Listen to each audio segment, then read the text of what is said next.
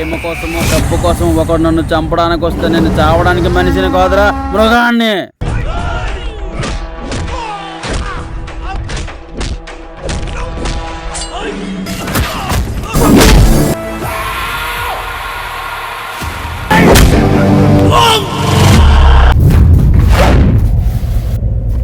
మామా ఇంకా పైకి రానట్టుంది మామా. పొద్దు పొద్దున్న మాకు ఈ టార్చర్ ఏంట్రా?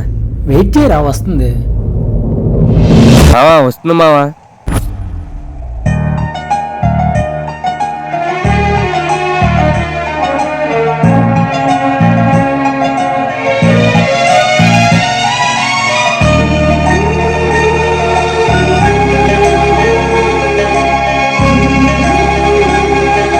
ఆ హిందీ టీచర్ని నిన్ను 2 ఏళ్ళ నుంచి చూస్తున్నాను రా. ఆమె అక్కడే, నువ్వెక్కడే. చెప్పేదేముందా?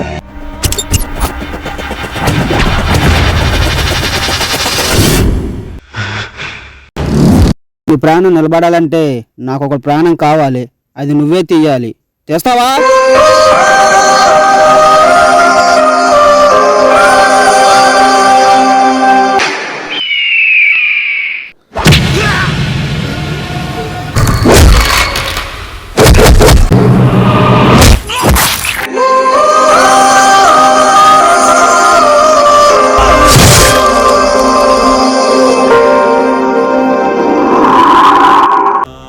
ఈ ప్రాణం లేని కాగితాలు ప్రాణం ఉన్న మనిషిని నడిపిస్తుందంటే ఏమో అనుకున్నాను సార్, కానీ ఇప్పుడు తెలుస్తుంది. ఈ పైసలు అస్సలు మంచివి కావు సార్.